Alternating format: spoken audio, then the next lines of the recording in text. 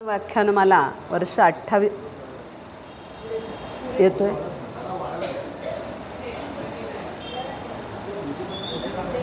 वर्ष 28वे श्रावण व्याख्यानमाला. बऱ्याचदा मला यायला जमतं असं नाही आणि आयत्या वेळेला यावर्षी मला विचारल्यानंतर संभ्रम पडला होता की विषय निवडीपासून कशी सुरुवात करू. कारण बहुतेक वेळ जास्तीचा जातो तो निवडण्यामध्ये विषय. मग एकदा निश्चिती झाली विषयाची की मग आपण त्या तयारीला लागतो. पण एका दिवसात हे सगळं कसं करायचं असा माझ्यापुढे प्रश्न पडला. पण आयोजकांनी तो सोडवला. जो मूळ विषय आहे तो काही म्हटलं मला लगेच असं मांडता येणार नाही. पण आपल्या आयोजकांमधल्या दीपाताईंनी मला तुम्हाला चटकन जे मांडता येईल असा विषय सुचवू का असं विचारलं. आणि त्यांनी मला अहिल्याबाई होळकरांचं चरित्र इथे सांग असं सुचवलं. कमिटीने ते मंजूरही केलं आणि मला जरा दिलासा मिळाला की थोडंफार आपल्या आवाक्यातलं हे दिसतं आहे. मग आपण बोलायचा नक्की प्रयत्न करू शकतो. पाहूया मला कसं जमतं आहे ते. कुलगोत असे कोणते हातीन कुणाच्याही ते. कुलगोत असे कोणते हातीन कुणाच्याही ते. इतिहासही मुजरे करी आदरे शौर्यशील नारी ते. कवी यशवंतांच्या या पंक्ती किती सार्थ आहेत. कर्मयोगिनी पुण्यश्लोक अहिल्याबाईंच्या जीवनपटाकडे पाहिले तर सहज आपल्या हे लक्षात येते. इतिहास, मुळात इतिहासाचा अभ्यास का करायचा. कविवर्य विंदा करंदीकर म्हणतात, इतिहासाचे अवजड ओझे डोक्यावर घेऊनी नानाचा करा पदस्थल त्यांचे आणिक चढुनी त्यावर भविष्य वाचा. इतिहासाने खांद्यावर घेऊन आपल्याला उंचावलेलं आहे आणि म्हणूनच आपल्याला भविष्य दिसते.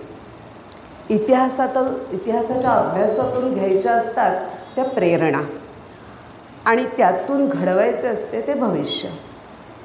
प्रेरणा घेण्यासाठी व्यक्तिरेखाही तशीच आदर्श हवी. अशी आदर्श व्यक्तिरेखा म्हणून पुण्यश्लोक अहिल्याबाईंचा उल्लेख करायलाच हवा.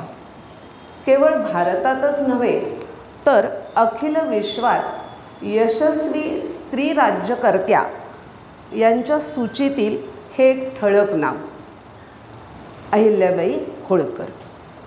31 मे 2025 रोजी त्यांची 300वी जयंती आपण देशभर साजरी केली.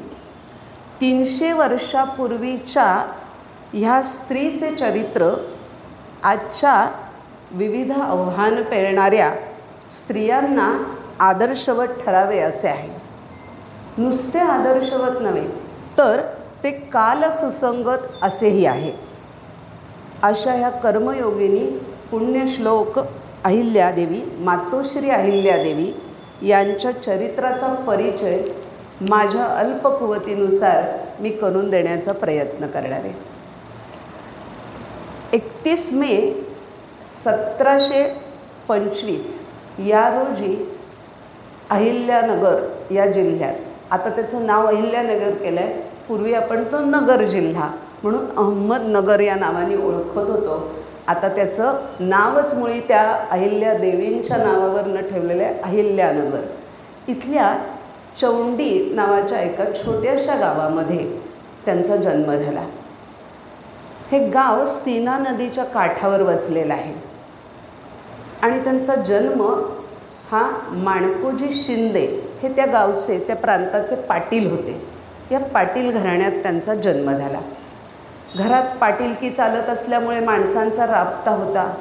आईवडिलांनी अतिशय उत्तम संस्कार या मुलीवर केले होते. दिसायला अगदी सामान्य असणारी पण तेजस्वी डोळ्यांची अहिल्या म्हणजे प्रज्ञावान मुलगी, जे सांगू ते पटकन ग्रहण करणारी अशी प्रज्ञावंत किंवा मेधावी मुलगी जिला म्हणता येईल अशी चिमुकली मुलगी होती. अतिशय चुणचुणीत होती.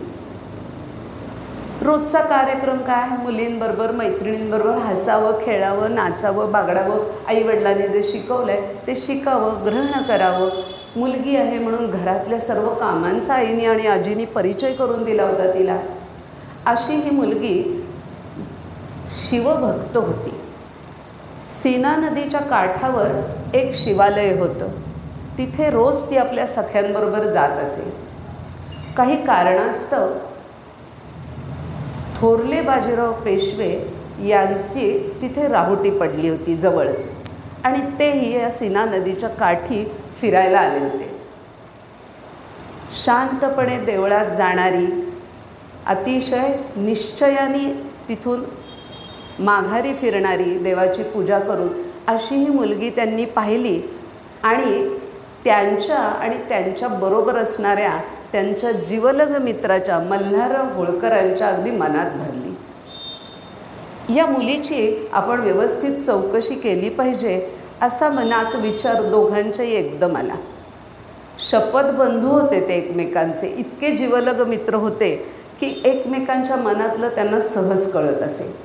अशी ही मैत्री दोघांच्याही मनात आलं आणि योगायोगाने दुसऱ्याच दिवशी एक असा प्रसंग घडला की आपला जे म्हणणं आहे ते दोघांनाही पटलं की आपण बरोबर योग्य निवड केली आहे. दुसऱ्या दिवशी पुन्हा ही मुलगी नदीकिनारी मैत्रिणींबरोबर आली होती. तिथे ती खेळत होती आणि तिने एक शिवलिंग उभारलं होतं, मातीचं वाळूचं असं, आणि राहुटीतून ज्या पेशव्यांच्या राहुट्या पडल्या होत्या तिथून एक घोडा भरधाव उधळला आणि तिथून निघाला. सगळ्या मुली खेळता खेळता किंचाळल्या, सैरावैरा पळाल्या, पण ही मुलगी पळाली नाही. ती ओणवं आली शिवलिंगावर आणि तिथे त्याचं रक्षण करू लागली. हे सगळं पेशवे पाहत होते, मल्हारराव बघत होते. त्यांनी त्या मुलीला जवळ बोलवलं आणि विचारलं, अगं तुझ्या सगळ्या मैत्रिणी पळून गेल्या, तू कशाला इथे थांबलीस? तिने जे उत्तर दिलं ते फार महत्त्वाचं उत्तर आहे. ती म्हणाली, माझ्या वडिलांनी मला असं शिकवलं आहे की आपण जे स्वतः निर्मिलं आहे त्याचं रक्षण आपणच केलं पाहिजे. मग मी हे शिवलिंग उभारलं होतं, त्याचं रक्षण करण्याची जबाबदारी माझी आहे. मला काही झालं तरी चालेल, पण शिवलिंगाला काही होता कामा नये म्हणून मी त्याच्यावर ओणवी झाले होते. हा जो विचार आहे, माझी निर्मिती आहे, मी निर्मिलं आहे, त्याचं रक्षण दुसऱ्या कुणीतरी करेल, नाही ते मीच केलं पाहिजे. अशा प्रकारचं सुसंस्कारित मन त्या मुलीजवळ आहे आणि ही आपल्या खंडेरावासाठी अतिशय सुयोग्य आहे असं मल्हाररावांच्या मनाने घेतलं. माणकोजी पाटलांकडे, शिंदे आहेत त्यांचं आडनाव, पाटीलकी आहे त्यांच्याकडे, तिथे ते पोचले आणि त्यांनी मुलीला मागणी घातली.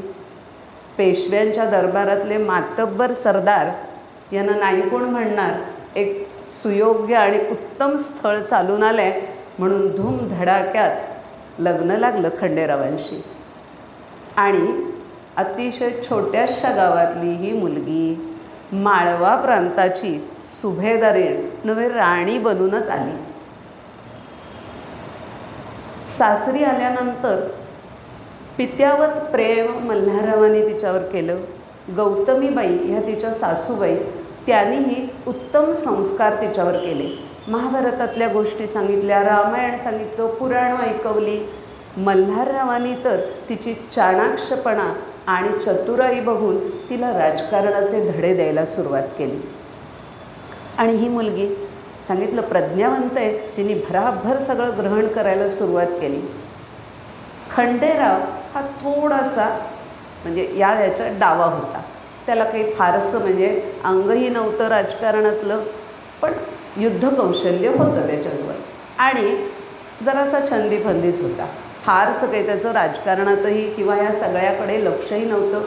जन्मल्यापासून कदाचित सुपत्ता मिळाल्यामुळे जे दुर्वर्तन अंगात भिनतं, आज तर आपण ते पाहतो समाजात काय काय घडतात प्रसंग आणि तिथे कशामुळे मुलं बिघडलेली असतात. आईवडिलांनी कितीही संस्कार, आईवडील काही संस्कार करत नाहीत असं थोडीच आहे, पण जो पैसा, सत्ता या वेगवेगळ्या गोष्टींमुळे लहानपणापासून मुलांच्या अंगात जो शिरलेलं असतं वार, तसं या खंडेरावाच्याही अंगात शिरलेलं होतं. मल्हाररावांनी तिला सांगितलं की मुली बघ, त्याला सुधारायचं काम आता तुलाच करायचं आहे. आता ही जबाबदारी तिने अंगावर घेतली. तिच्या परीने तिने उत्तम प्रयत्न करून त्याला थोडंसं मार्गावर आणायचा प्रयत्न केला. पण तिचं दुर्दैव असं होतं की तिला फार काळ ह्या मल्हाररावासोबत संसार करता आला नाही. खरं तर तिला संसारात सगळीकडनंच अपयश आलं. तिच्या वयाच्या 28व्या वर्षी म्हणजे 8व्या वर्षी ती लग्न होऊन आली, मोठी होऊन राजकारणाचे धडे शिकते हे करते. तोपर्यंत मल्हारराव जेव्हा कुंभेरीच्या लढ्यावर गेले होते तेव्हा हा खंडेरावही सोबत गेलेला होता आणि तोफेचा गोळा लागून तिथे त्याला धारातीर्थी पडला. तो मरण पत्करावं लागलं. आता तेव्हाचा काळ विचारात घेतला तर ह्या मुलीने सती जाणं अपेक्षित होतं. त्याप्रमाणे तिने सती जायचीही तयारी केली. पण आता मल्हारराव पुढे आले. ते म्हणाले, तू असं समज की माझा खंडू मेला नाही, तू गेलेस पण माझा खंडू आहेस तू म्हणजे आता. तेव्हा तू सती जाऊ नकोस, मला तुझी गरज आहे, तूच आता माझा मुलगा. असं अतिशय प्रेमळ आणि कनवाळूपणे त्यांनी सांगितल्यावर तिचा काही धीर झाला नाही सती जायला आणि ती माघारी फिरली. पण त्या दिवसापासून तिने व्रतस्थ आणि संन्यासी जीवन आयुष्यभर अंगीकारलं. हे 28व्या वर्षी तिला म्हणजे तिचं नवरा गेला, तिला वैधव्य आलं. तिथपासून ते वयाच्या 70व्या वर्षी म्हणजे 1795 साली ती जेव्हा गेली, श्रावण महिना होता तेव्हा, अतिशय धार्मिक वृत्तीची होती. तिथीनी उद्या तिचं पुण्यस्मरण करण्याचा दिवस आहे. तर अशी ही अहिल्या पुढचं उभं आयुष्य ही व्रतस्थ विरागी वृत्तीने जगली. पण म्हणून ती व्रतस्थ झाली, विरागी झाली म्हणून तिने सगळ्याकडून पाठ नाही फिरवलं, दुःख करत बसली नाही. किती दुःख भोगावं तिने. तिचा मुलगा आणि मुलगी अशी 2 अपत्य तिला होती. ती जरी सती गेली नाही तरी तिच्याबरोबर खंडेरावाला अनेक बायका होत्या, त्या सगळ्या सती गेल्या. त्यानंतर मल्हाररावांचा मृत्यू तिने पाहिला, मुलाचा मृत्यू तिला बघावा लागला. मुलगा तर अत्यंत व्यसनी आणि वाईट निपजला. पण तिने वेळ प्रसंगी त्याचं दुर्गुण लपवले नाहीत. प्रसंग असा घडला की आता त्याचं लग्न करायचं ठरलं की कदाचित सुधारेल बुवा, असं इतर कारभाऱ्यांच्या आणि सगळ्यांच्या मनात आलं आणि त्याच्या लग्नाचा बेत ठरला. बरं, मोठ्या घरातलं आहे त्यामुळे स्थळं सांगून आली. ह्या बाईंनी स्वच्छ शब्दात आपल्या मुलाचे दुर्गुण त्या लोकांसमोर मांडले की हा दुर्गणी आहे, व्यसनी आहे, तो सुधारणार नाही आहे, त्याला नाना छंद आहेत, व्यसनं आहेत. बघा, तुमची मुलगी हा पदरी गुणी आहे, उत्तम आहे, रूपवान आहे, तिचं आयुष्य बर्बाद करू नका, असं स्पष्ट शब्दात कोण सांगतं? सगळे झाकलं ठेवतात. पण ह्या बाईंनी खुलं केलं. पण तरीही तिच्या घराण्याचा मान मरातब एवढा होता की व्यायाना मोह पडला आणि त्यांनी मुलगी दिली. आता हा सुधारेल असं वाटलं, पण काहीही सुधारणा त्याच्यात झाली नाही आणि हा दुर्गणी मुलगा फार लवकर वारला. नातवाकडे लक्ष द्यावं तर तो नातू छोटासा, म्हणजे मालेरावाला मुलगा नव्हताच, निपुत्रिकच होता तो. पण मुलगी जी होती मुक्ताबाई, हिला मात्र एक पुत्र होता आणि सगळ्या आशा त्यांच्या तिथे केंद्रित झालेल्या होत्या अहिल्याबाईंच्या. पण तोही अल्पायुषी ठरला आणि अत्यंत लहान वयातच त्याला म्हणजे क्षयरोग झाला आणि तो गेला. सासरे 3-3, 4-4 सासवा असे एकूण 23 मृत्यू तिने कुटुंबातले पाहिले नाही, पचवले. आपलं वैयक्तिक दुःख बाजूला ठेवून जनसेवा, प्रजाहित हेच डोळ्यासमोर ठेवून तिने आपलं आयुष्य, उभं आयुष्य माळवा प्रांतासाठी वेचलं. माळवा प्रांतासाठी नव्हे, उभ्या हिंदुस्थानासाठी तिने आपलं आयुष्य वेचलं, असं पुढे आपल्या लक्षात येईल त्यांच्या चरित्राकडे बघितल्यावर. मल्हारराव होळकर सदैव पेशव्यांच्या सेवेत होते. ते राजे होते, शाहूराजे, सातारची गादी, त्यांचं पेशवेपद होतं आणि पेशव्यांचा दरबार. आणि आपल्याला माहिती आहे थाट, अनेकांना असं वाटलं पेशवेच कुणीतरी मोठे, त्यांच्याहीवरती राजे होते, पेशवेपद होतं त्यांचं. पण त्यांच्या कर्तृत्व एवढं मोठं होतं पेशव्यांचं, बाजीराव पेशव्यांचं, थोरल्या बाजीरावांचं, की त्यांना भरपूर अधिकार मिळालेले होते. आणि हे अधिकार त्यांनी आपल्या निवडक लोकांमध्ये वाटले होते. त्यात मल्हारराव होळकर हे त्यांचे सांगितले शपथबंधू होते, जीवश्च कंठश्च मित्र होते. अगदी लहानपणापासून ते त्यांच्यासोबत होते असे मल्हारराव. त्यामुळे सतत या श्रीमंत पेशव्यांबरोबर, पुढे त्यांच्या मुलाबरोबर, नातवाबरोबर असे वावरून पेशव्याला म्हणजे आपल्या राजांना, छत्रपतींचा राज्य सावरण्यासाठी अखंड लढाईत गुंतलेले असत. पण तरीही त्यांचं लक्ष आपल्या सुभेदारीवर असे.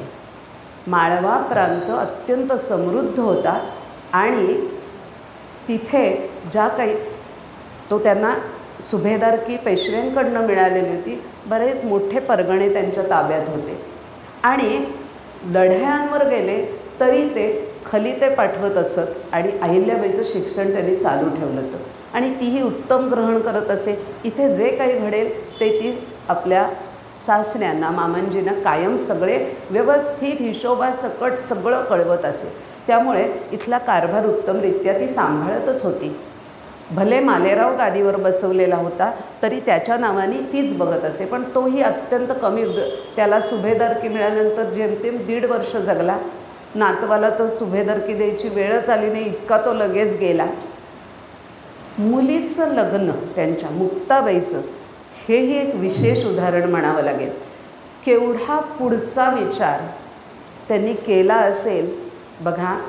जेव्हा भिल्लांचा प्रश्न माळव्या प्रांतात सोडवायची वेळ आली त्यावेळेला त्यांनी आवाहन असं केलं होतं की जो कर्तृत्वमान ह्या भिल्लांचा प्रश्न मला सोडवून दाखवेल त्या मुलाशी मी माझ्या मुलीचं लग्न लावून देईन. त्याची जात गोत संप्रदाय कोणता आहे हे मी बघणार नाही. अशी ही जी अहिल्या होती, अहिल्याबाईंनी यशवंतराव फणसे म्हणून जो तरुण अगदी युवक होता, ज्याने आपल्या युद्धनिपुणतेने, वक्तृत्व कौशल्याने आणि आपल्याजवळ असणाऱ्या सर्व कौशल्यांनी त्या भिल्लांचा प्रश्न मार्गी लावायचा प्रयत्न केला. त्या भिल्लांच्या नायकाला त्यांनी उभं केलं अहिल्याबाईंसमोर आणि बोलल्याप्रमाणे अहिल्याबाईंनी आपला शब्द खरा केला. या यशवंतराव फणसे यांच्याबरोबर मुक्ताबाईचं लग्न झालं. पण ही मुक्ताबाई फार जगली नाही आणि मुलाचा धसका घेऊन यशवंतराव फणसे हे तिचे जे दामाद होते, जावई होते, हेही फार लवकर गेले. म्हणजे नातू अतिशय लवकर म्हटलं, त्याला अतिशय लहान वयात क्षयरोग झाला आणि तो गेला. आणि त्या धसक्याने त्या दोघांनीही आपले लवकरच प्राण सोडले. त्यामुळे पुन्हा त्या एकाकी झाल्या. म्हणजे एकाकी आयुष्य हे त्या मातोश्रींच्या नशिबीच लिहिलेलं होतं. पण त्या कधी एकाकी पडल्याच नाहीत, कारण त्या अत्यंत धार्मिक वृत्तीच्या होत्या आणि त्यामुळे शिवभक्ती ही त्यांची सतत चालू असे. जे असेल ते शिवापाशी सगळं. म्हणजे इतकं शिवमय जीवन होतं त्यांचं की प्रत्येक पत्रव्यवहारावर कधीही त्यांनी स्वतःची मुद्रा उमटवली नाही. ती मुद्रा जी मोहोर उमटवायची त्याच्यावर लिहिलेलं असे, श्री शिवकृपे करून. ही आज्ञा कोणाची आहे? शिवकृपेनेही झालेली आहे. अनेक म्हणजे प्रत्येक राज्यात टाकसळी असायच्या पूर्वी, जिथे नाणी पाडली जायची. ह्या नाण्यांवर सुद्धा प्रत्येक राजाचा अट्टहास असतो की काहीतरी आपलं छापायचं नाव, कारण राहिलं पाहिजे ना जगात अमर आपलं नाव. त्यामुळे अशी पद्धत असे तेव्हा की कशावरही आपलं नाव. अजूनही आपण पाहतो की वेगवेगळ्या कुठेतरी शेवटी नाव असतं स्वतःचं त्याच्यात नोंदवलेलं. पण ह्या जी नाणी होती अहिल्याबाईंच्या राज्यातली टाकसाळीतून घडलेली, ह्याच्यावर शिवपिंड आणि बिल्वपत्र असं छापलेलं किंवा असं त्याच्यावर कोरलेलं असे त्या नाण्यांवर. इतकी ती निर्मोही आणि निर्मम होती तिने संसारातून केव्हाच संन्यस्त वृत्ती, जेव्हा तिचे सासरे गेले त्यानंतर तर ती इतकी संन्यस्त झाली की तिने त्यानंतर राज्यकारभारातून अंग कधीच काढलेलं नसलं तरी जास्तीत जास्त तिचा वेळ हा धार्मिक ग्रंथांचं वाचन, त्याच्यानंतर योग्य वेळेला राज्यकारभार, तिचा दिनक्रम इतका सुनियोजित होता की आजचे राज्यकर्तेही थक्क होतील की कसा वेळेचा उत्तम विनियोग करावा यासाठी. तर तिने सुभेदार की आपल्या नातवाच्या नावे केलं होतं, पण फार काळ तोही जगला नसल्यामुळे 1767 रोजी तुकोजी होळकर हे तिच्या नात्यातले होते. मल्हारराव होळकरांचा फार भरवसा होता त्यांच्यावर, तर त्यांना सरदारकीची वस्त्र जरी दिली असली तरी तेव्हापासून अहिल्याबाईंनी त्यांच्या मृत्यूपर्यंत म्हणजे 1795पर्यंत 28 वर्ष ही सुभेदारकी सांभाळली. पहिलं काम त्यांनी काय केलं असेल तर माळवा प्रांतातून त्यांनी आपली राजधानी, इंदोरला राजधानी होती मल्हाररावांची, इंदोरला मोठा राजवाडा पाहिला असेल आपण, आजही तो त्या वैभवाची साक्ष देतो, पण त्यांनी आपली राजधानी महेश्वरला हलवली. महेश्वरला आजही त्यांनी बांधलेला वाडा, म्हणजे राजवाडा वगैरे नाही, साधासा वाडा आहे, जरा घरापेक्षा मोठा एवढाच तो वाडा आहे. या वाड्यावर एक प्रतिज्ञा कोरलेली आहे. ती प्रतिज्ञा काय आहे बघा, म्हणजे त्यांचं जीवन काय होतं हे आपल्या लगेच लक्षात येईल. ज्या क्षणी त्यांनी कारभार हाती घेतला तेव्हा देवाब्राह्मणांसमक्ष संपत्तीवर तुळशीपत्र ठेवले आणि प्रतिज्ञा केली. ती महेश्वरच्या वाड्यावर लिहिली आहे. माझे कार्य प्रजेला सुखी करणे आहे. माझ्या प्रत्येक कृतीला मी स्वतः जबाबदार आहे. सत्तेच्या अधिकारामुळे मी येथे जे काही काम करीत आहे त्या प्रत्येक कृत्याचा जाब मला परमेश्वरापुढे देणे आहे. परमेश्वराने ज्या ज्या जबाबदाऱ्या माझ्यावर सोपवल्या आहेत त्या मला पार पाडायच्या आहेत. बघा, तिने त्या दिवसापासून साधं वस्त्र, पांढरं वस्त्र ते आधीपासूनच परिधान करत होते. इतकं साधं वस्त्र, बसायलाही जी त्या गादीवर बसायची त्याच्यावर पांढरं घुंगडं अंतरलेलं असेल. एक रुद्राक्षांची माळ सोडून तिच्याजवळ तिने एकही दागिना वापरला नाही. स्त्रीधन प्रचंड होतं त्यांच्याजवळ. धनगर जमातीतली होती मल्हारराव, हे धनगर जमातीचे होते आणि त्यांच्याकडे अशी प्रथा होती की जे काही पुरुष कमावून आणेल आपल्याला कुटुंबासाठी म्हणजे राज्यासाठी, त्यातला काही हिस्सा हा पत्नीकडे द्यायचा स्त्रीधन म्हणून, आणि ते तिचं स्त्रीधन असेल. गौतमीबाईंपासून हे स्त्रीधन खूप साठलेलं होतं, कारण मल्हाररावांचा पराक्रमच एवढा थोर होता की त्यांना कायम भरपूर संपत्ती मिळत असे. माळवा प्रांत समृद्ध होता, त्यातूनही उत्पन्न, राज्यकारभार सुनियोजितपणे चालू होता. तो सगळा कारभार अहिल्याबाई बघतच असत, पण असं खूप स्त्रीधन त्यांचं साठलेलं होतं. त्यांनी केलेली कामं त्या स्त्रीधनातून म्हणजे खाजगी पैशातून त्यांनी जी प्रचंड कामं केली त्यांची आज किंमत करायची झाली तर कित्येक कोटी म्हणजे 60-70 कोटीची किंमत होईल आत्ता त्याची. अशी कामं त्यांनी त्यावेळेला करून घेतलेली आहे. तीही आपण थोडी पुढे पाहणार आहोत. एक साधं, अतिशय साधं व्यक्तिमत्व. आपण नेहमी त्यांचा फोटो किंवा चित्र बघतो तेव्हा बघा, एक शिवपिंड त्यांच्या हातात असते, पांढरं वस्त्र परिधान केलेलं असतं, अतिशय साधी राहणी.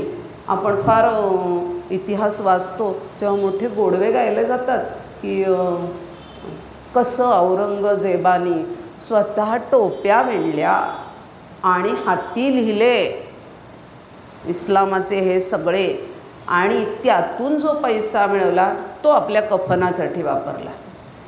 म्हणजे अन्याय केले वगैरे गेले कुठे, ह्याचेच गोडवे गायचे.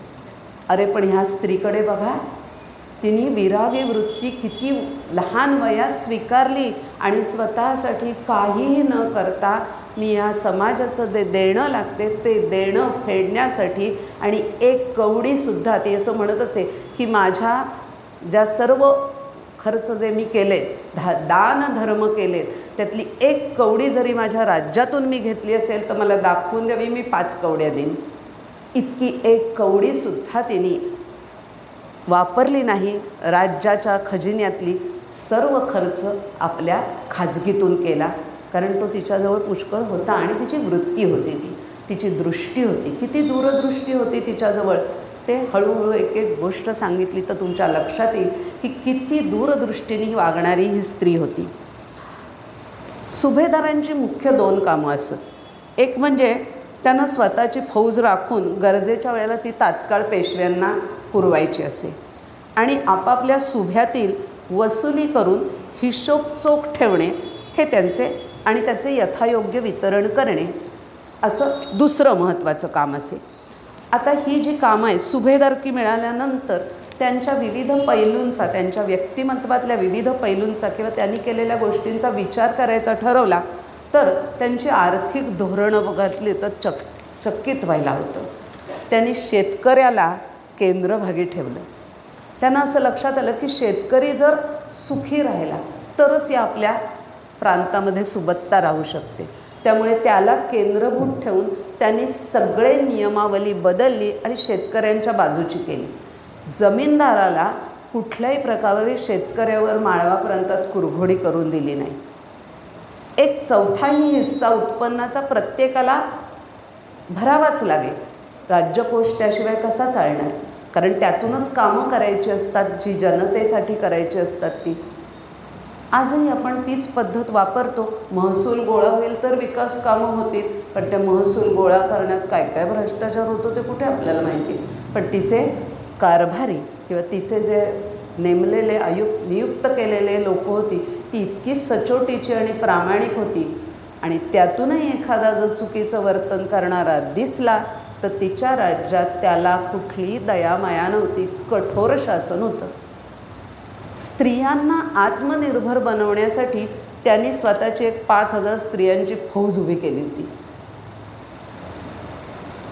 त्यांचं सामरिक कौशल्य जर विचारात घेतलं तर किती गोष्टी खरं तर त्यांचा असा हे नव्हता की माझ्याकडे आहे सत्ता आहे हे मी परराज्यावर डोळा ठेवीन आणि युद्ध करीन, कारण युद्धाची हौस खूप होती.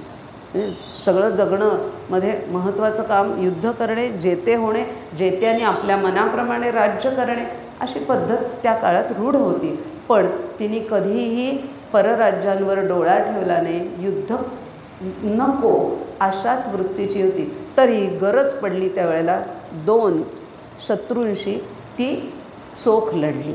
एक चंद्रावतांचा पराभव तिने ज्या पद्धतीने केला त्याचं कौतुक नाना फडणवीस म्हणजे एक हुशार आणि चतुर व्यक्तिमत्व, 3.5 शहाण्यांमधले एक शहाणे म्हणून ओळखलं जातं, त्या नानासाहेबांनीही नाना फडणवीसांनीही तिचं पेशवे दरबारी अत्यंत कौतुक केलं.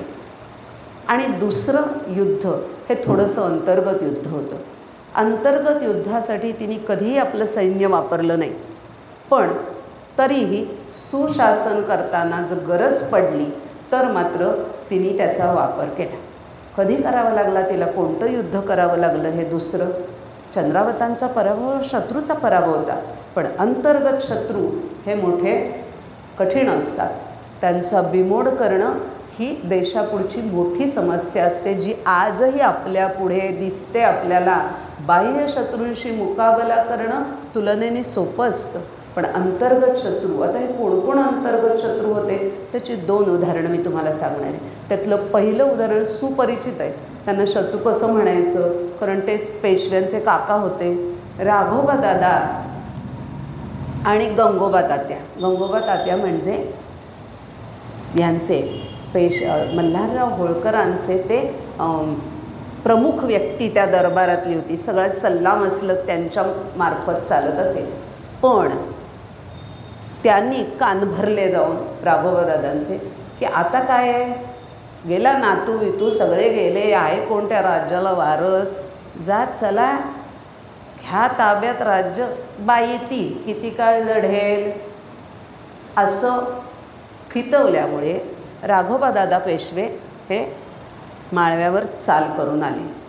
हे जेव्हा हेरांकरवी कळलं अहिल्याबाईंना, त्यावेळेला त्यांनी आपली खडी फौज आणि एका हाकेला धावून येणारे, कारण त्यांचे सगळ्यांशीच चांगले संबंध होते, त्यामुळे शिंदे आणखीन गायकवाड असे अनेक मातब्बर सरदार त्यांच्या मदतीला धावून आले आणि इंदोरवरून राघोबादादांच्या सैन्याचा मुकाबला करण्यासाठी ही राणी निघाली.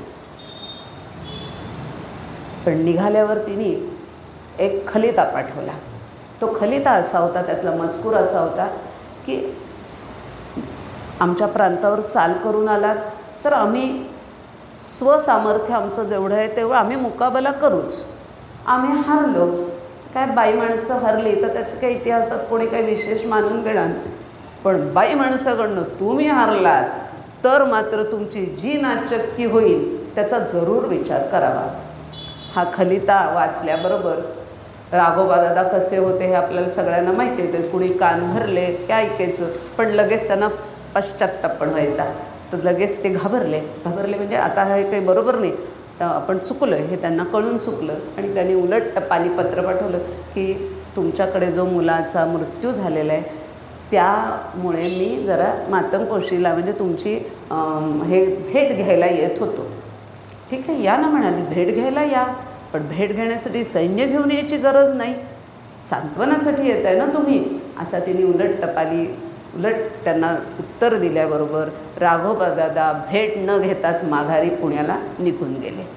अशी ही कर्तृत्ववान, नुसती कर्तृत्व नाही तर त्या ठिकाणी तिने आपल्या युद्धकौशल्य आणि मोहिमा आखताना काय चतुराई दाखवावी याचं दर्शन घडवलं. दुसऱ्यांदा एकदा मी मगाशी थोडासा उल्लेख केला, तो अंतर्गत प्रश्न होता भिल्लांचा उपद्रव. आपल्याला माहिती आहे नर्मदा तीरी खूप मोठी घनदाट, आजही माळव्यामध्ये सर्वात घनदाट जंगलं तिथे आहेत. या जंगलांमध्ये भिल्ल वाटसरूंना खूप उपद्रव देत असत आणि त्यामुळे सगळेजणं अगदी हैराण झालेले होते. त्यांना मारत असत, त्यांची संपत्ती लुबाडत असत. जेव्हा यशवंतराव फणस्यांनी या भिल्लांचा उपद्रव टाळण्यासाठी आवाहन केलं होतं, त्यांनी अहिल्याबाईंनी दरबारात आणलं, तेव्हा त्यांना शिक्षा तर केलीच, पण नुसती शिक्षा नाही केली, त्याच्याबरोबर त्यांचे सगळे प्रश्न समजावून घेतले. ते म्हणाले आम्हाला शेतजमिनी नाहीत, जंगलातलं उत्पन्न आम्हाला कोणी घेऊ देत नाही, ते राज्याच्या तिजोरीत जमा करायला लागतं, मग आम्ही आमचं करावं कसा, रोजचा हे व्यवहार करावं कसा, आम्ही जगावं कसं. अशा वेळेला त्यांनी तोडगा काढला आहे, तो फार उत्तम तोडगा आहे.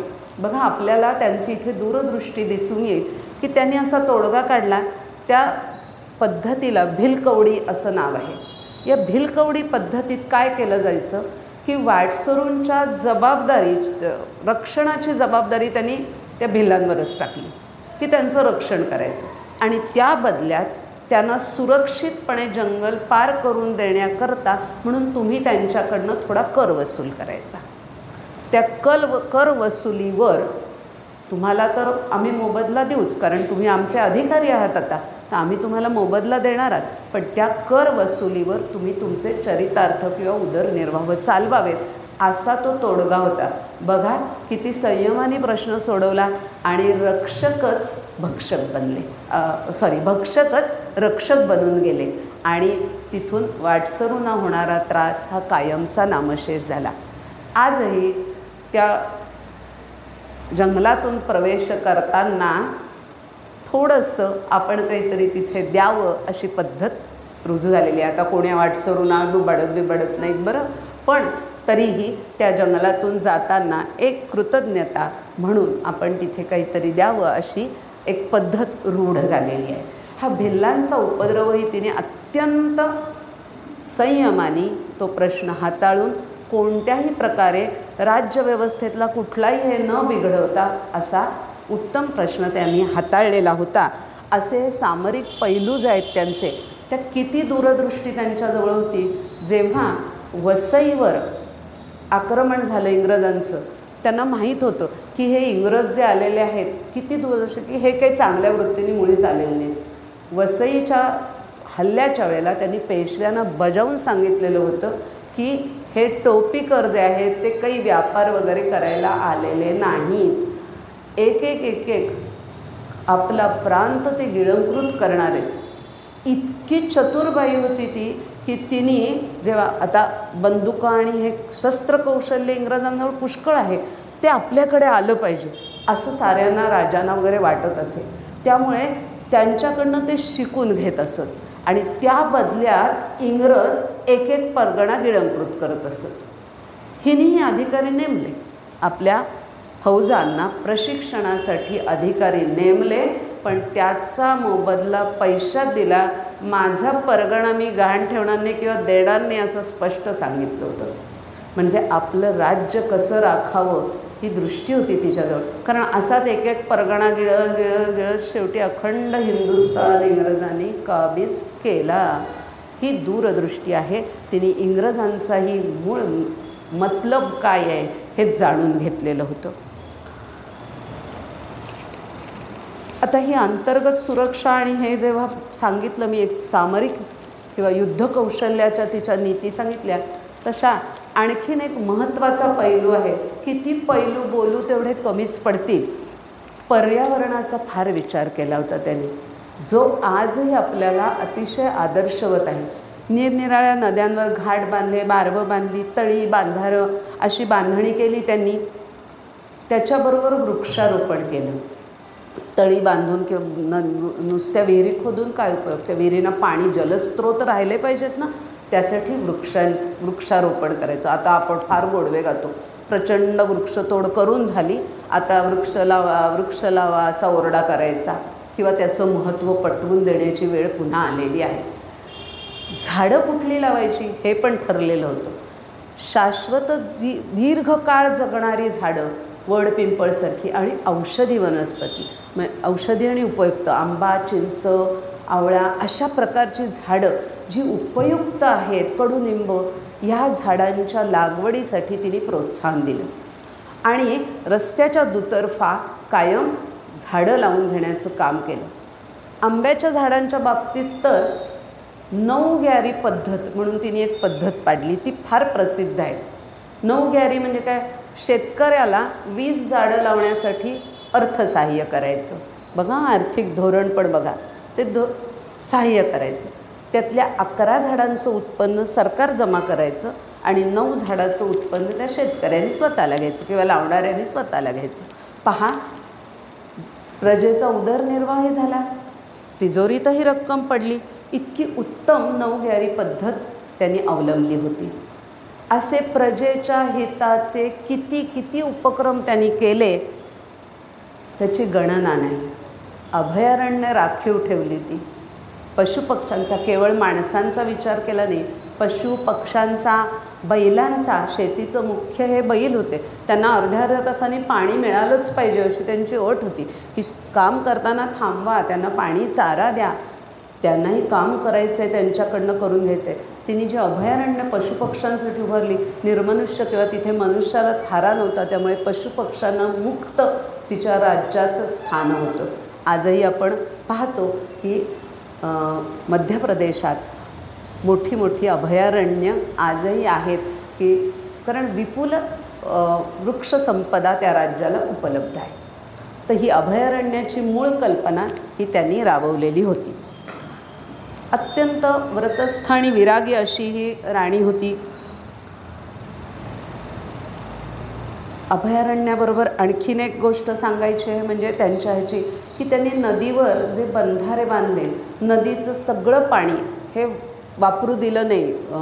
कपडे धुणं, बैलांना पाणी पाजणं किंवा इतर गोष्टींसाठी, ह्या वापरासाठीचं पाणी हे नदीतून वेगळं काढलेलं असे, म्हणजे संपूर्ण जलस्रोत खराब होऊ नयेत, पिण्यायोग्य पाण्यावर प्रदूषित होऊ नये यासाठीच्या उपाययोजनाही त्यांनी केलेल्या होत्या. म्हणजे पर्यावरणाचा केवढा त्यांनी विचार केलेला होता बघा. अत्यंत व्रतस्थ आणि विरागी अशी ही राणी होती. धर्मांध मुसलमान शासकांनी उद्ध्वस्त केलेल्या मंदिरांचा जीर्णोद्धार, म्हणजे काही दगडमातीच्या इमारती नव्हत्या, ती होती हताश हिंदू समाजाला फिरून एकवार सामर्थ्याचा फणा लढायला शिकवणारी वृत्ती. कुशाग्र प्रशासक म्हणून त्यांनी काय काय केलं याचा थोडासा आढावा घेऊया. स्त्री योद्ध्यांची एक स्वतंत्र तुकडी त्यांनी उभारली होती, मी सांगितलं. यामध्ये स्त्रियांना आत्मनिर्भर बनवणं आणि सशक्तीकरण महिलांचं करणं हे काम त्यांनी केलेलं होतं, जे आज आपण विचाराधीन आहे की कशा महिला सशक्त होतील, आत्मनिर्भर होतील. त्यांच्या राज्यात विणकरांना प्रोत्साहन आणि आर्थिक साह्य दिलं जायचं. सगळ्याच उद्योगधंद्यांना दिलं जायचं. त्यात विणकर जास्त, कारण का तर आपण पाहतो की महेश्वरी आणि इंदुरी साड्या किती प्रसिद्ध आहेत. तर आजही तिथे तो उद्योग मोठ्या प्रमाणावर चालतो आणि त्यांना प्रोत्साहन देऊन, त्यांना नुसतं प्रोत्साहन दिलं नाही, आता माल उत्पादन केलं, त्याला बाजारपेठ हवी की नाही, ती बाजारपेठ पुरवण्याचंही काम अहिल्याबाईंनी केलं. तोफखाना आणि दारुगोळा हा तर कायम सज्ज पाहिजेच राज्य सुरक्षित राखायचं म्हणजे. तर त्यांनी तोफखाना आणि दारुगोळ्याचे कारखाने आपल्या माळवा प्रांतात उभारले. शेतकऱ्यांना केंद्रबिंदू मानून नवीन सर्वसमावेशक असे कायदे केले. त्यांच्या राज्यात संगीत, कला, साहित्य, पंडित, शिल्पकार सगळ्यांना मान होता. अनंत फंदी नावाचा एक आपला महाराष्ट्रातला प्रसिद्ध शाहीर आहे. त्यांनी एकदा दरबारात त्यांची स्तुती करणारं गायन केलं. ते बासन जे होतं, जे काव्य रचलं होतं, ते अहिल्याबाईंनी स्वतःच्या हाताने फाडून टाकलं.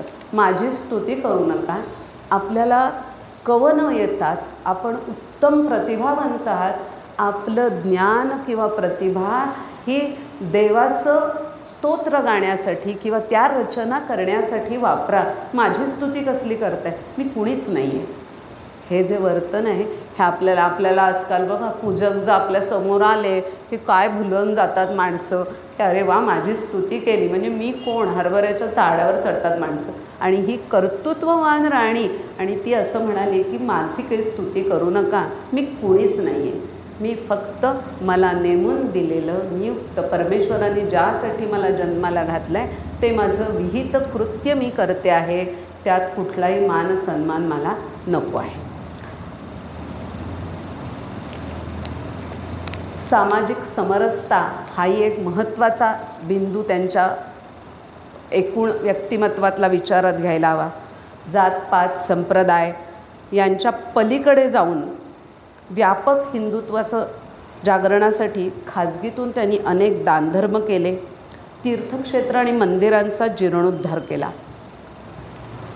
एवढं अतुलनीय कार्य करूनही आपला नामोल्लेख होणार नाही याची त्यांनी काळजी घेतली आणि मगाशी म्हटलं पूर्णत्वास गेलेल्या प्रत्येक कार्यावर श्री शंकर आज्ञेवरून असंच मजकूर लिहायला सांगितला. आपल्याला माहिती आहे त्यांनी कुठले कुठले जीर्णोद्धार केले. म्हणजे संपूर्ण भारताचा, हिंदुस्थानाचा भूगोल त्यांना पाठ होता. आता त्या स्वतः गेल्या होत्या का सगळीकडे? नाही, पण दूरदेशीवरून जे पंडित त्यांच्याकडे येत त्यांच्याशी बोलून तिथल्या समस्या त्यांनी जाणून घेतल्या. कुठे केलं नाही त्यांनी काम असा विचार करावा लागेल. इतक्या भारतभर म्हणजे काशी विश्वेश्वरापासून रामेश्वरापर्यंत, केदारनाथापासून रामेश्वरापर्यंत आणि इकडे सोमनाथापासून जगन्नाथपुरीपर्यंत अवघ्या विशाल भारतात असंख्य ठिकाणी त्यांनी देवालयांचे जीर्णोद्धार केले.